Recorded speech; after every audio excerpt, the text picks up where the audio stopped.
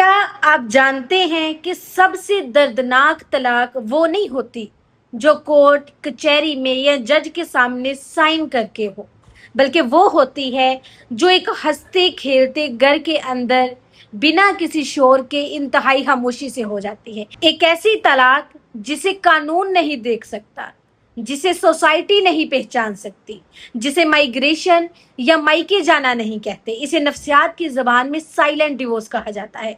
ये एक ऐसी शादीशुदा जिंदगी है जहां तलाक का कोई कागज नहीं होता, लड़की अपने मायके नहीं जाती, मर्द घर का पूरा खर्चा देता है, बच्चों की फीस भी वक्त पर जमा होती है, लेकिन मियाँ और बीवी के दरमियान जो मोहब्बत, जो एहसास और रिश्ता होता है वो बिल्कुल खत्म हो चुका होता है।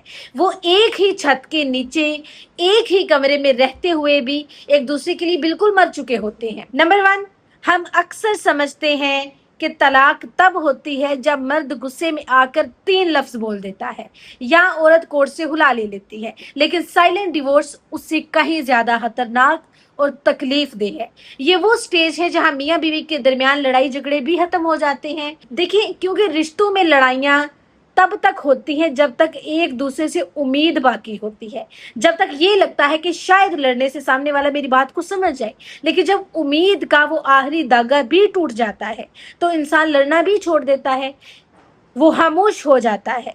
तो इस खामोश तलाक में मियाँ बीवी दुनिया के सामने तो एक परफेक्ट कपल बनकर दिखाते हैं, वो फैमिली फंक्शंस में भी साथ चलते हैं, बच्चों की सालगिरह भी मिलकर मनाते हैं, लेकिन जैसे ही बेडरूम का दरवाजा बंद होता है उनके दरमियान एक ऐसी लंबी और गहरी खलीज आ जाती है जिसे अबूर करना नामुमकिन लगता है। शोहर अपने मोबाइल की स्क्रीन में खो जाता है, बीवी दूसरी तरफ मुंह करके सो जाती है। वो एक दूसरे से बात तो करते हैं लेकिन उनकी गुफ्तगू सिर्फ जरूरत के तहत तक होती है। आज खाने में क्या पका है, बच्चे की तबीयत कैसी है, गाड़ी में पेट्रोल डलवाना है, उनके दरमियान कोई जज्बाती ताल्लुक, कोई हंसी मजाक या कोई दिली लगाव बाकी नहीं रहता। वो सिर्फ एक घर चलाने वाले 2 पार्टनर्स या फिर कह ले के रूममेट्स बनकर रह जाते हैं। सेकंड है, लोग एक छत के नीचे जिंदा लाशें क्यों बन जाते हैं।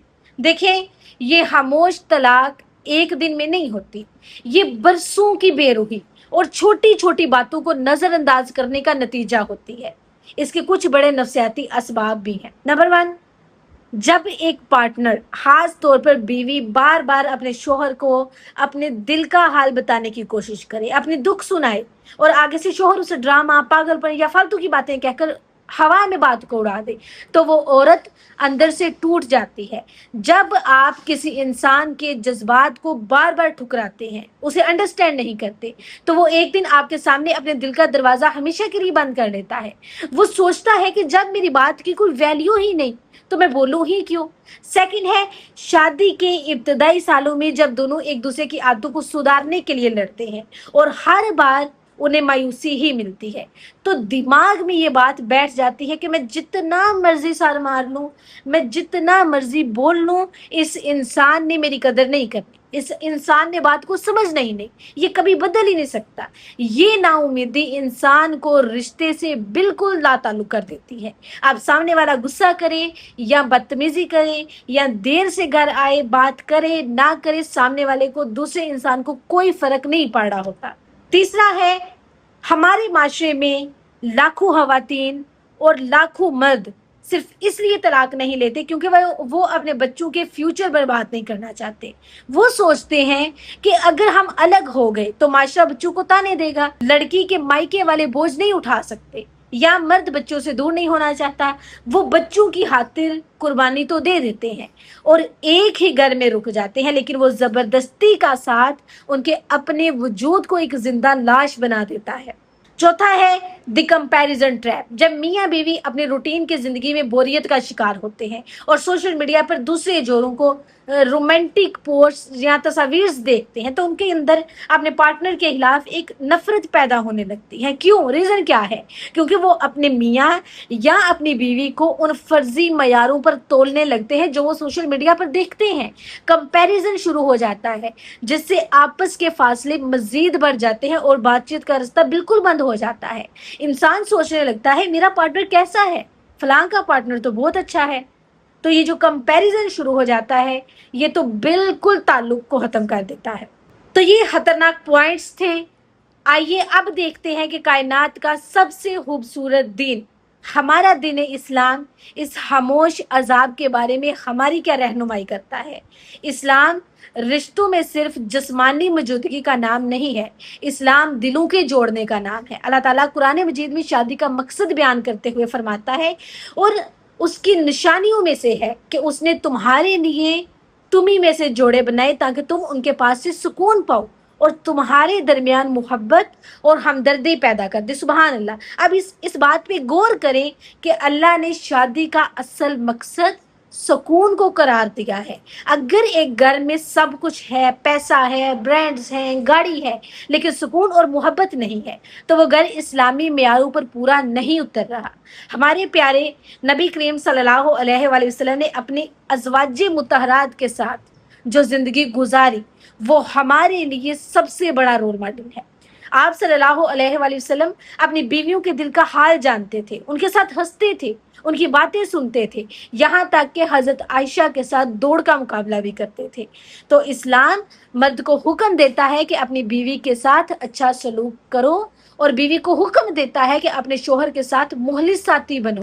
اگر خدا نہ واسطہ آپ کا رشتہ بھی اللہ نہ کرے اس سائلنٹ ڈیورس کی طرف بڑھ رہا ہے، تو اسے دوبارہ زندہ کرنے کے لیے آپ نے 4 پوائنٹس پر عمل کرنا ہے۔ Number 1، kill your ego. یہ سوچنا چھوڑ دیں کہ پہلے وہ بات کرے گا تب میں کروں گی، ٹھیک ہے؟ رشتوں کو بچانے کے لیے جھک جانا کمزوری نہیں ہے بلکہ بہت بڑا ظرف ہوتا ہے۔ ایک بار بیٹھ کر کھل کر کہیں، ہم دونوں ایک دوسرے سے دور ہو رہے ہیں، ہمیں اپنا رشتہ ایسے ختم نہیں کرنا چاہیے، آؤ مل کر اپنے رشتے کو ٹھیک کرتے ہیں۔ سیکنڈ ہے فوکس آن دی پازیٹیوز۔ اپنے پارٹنر کی خامیوں کی لسٹ بنانا بند کریں، اس بات پر غور کریں کہ اس انسان میں اچھائی آخر کیا ہے۔ کیا وہ بچوں کا اچھا باپ ہے؟ کیا وہ گھر کا خیال رکھتی ہے؟ جب آپ اچھائیوں پر توجہ دیں گے تو دل کی کرواہٹ کم ہوگی، ٹھیک ہے؟ تیسرا ہے بریک دی روٹین۔ زندگی کی بورنگ روٹین سے باہر نکلیں، بچوں کو کچھ دیر کے لیے نانی یا دادی کے پاس چھوڑیں، جہاں بھی چھوڑ لیں، اکیلے کہیں باہر جائیں، پرانی یادوں کو تازہ کریں اور ایک دوسرے کو دوبارہ ایکسیپٹ کرنے کی، ایک دوسرے کو دوبارہ دریافت کرنے کی کوشش کریں، ٹھیک ہے؟ چوتھا ہے استغفار اور دعا۔ رشتوں میں یہ سرد مہری اور خاموشی اکثر ہمارے اپنے گناہوں کی وجہ سے بھی ہوتی ہے، ٹھیک ہے؟ اس چیز کو ہم نظر انداز نہیں کر سکتے۔ گھر میں سورہ بقرہ کی تلاوت کریں، گناہوں سے توبہ کریں اور اللہ تعالیٰ سے دعا کریں، یا اللہ جیسے تو نے آدم اور حوا کے دلوں کو جوڑا تھا، ہمارے دلوں میں بھی وہی محبت اور الفت دوبارہ پیدا فرما دے۔ آخری نصیحت کرنا چاہوں گی، my dear sister and brothers, زندگی بہت چھوٹی ہے اور یہ صرف ایک ہی بار ملتی ہے نا؟ ایک ہی گھر میں رہ کر ایک دوسرے کے لیے زندہ لاش بنے رہنا، 24 گھنٹے ایک گھٹن اور ذہنی اذیت میں جینا نہ تو آپ کے ساتھ انصاف ہے اور نہ ہی آپ کے بچوں کے ساتھ۔ یاد رکھیں، بچے وہ نہیں سیکھتے جو آپ انہیں سکھاتے ہیں، بچے وہ سیکھتے ہیں جو وہ اپنے ماں باپ کو کرتے ہوئے دیکھتے ہیں۔ اگر وہ ایک ایسا گھر دیکھیں گے جہاں محبت اور احترام ہی نہیں ہے تو وہ بڑے ہو کر خود کبھی ایک اچھا رشتہ نہیں نبھا پائیں گے۔ اپنی شادی کو بچانے کی آخری حد تک کوشش کریں۔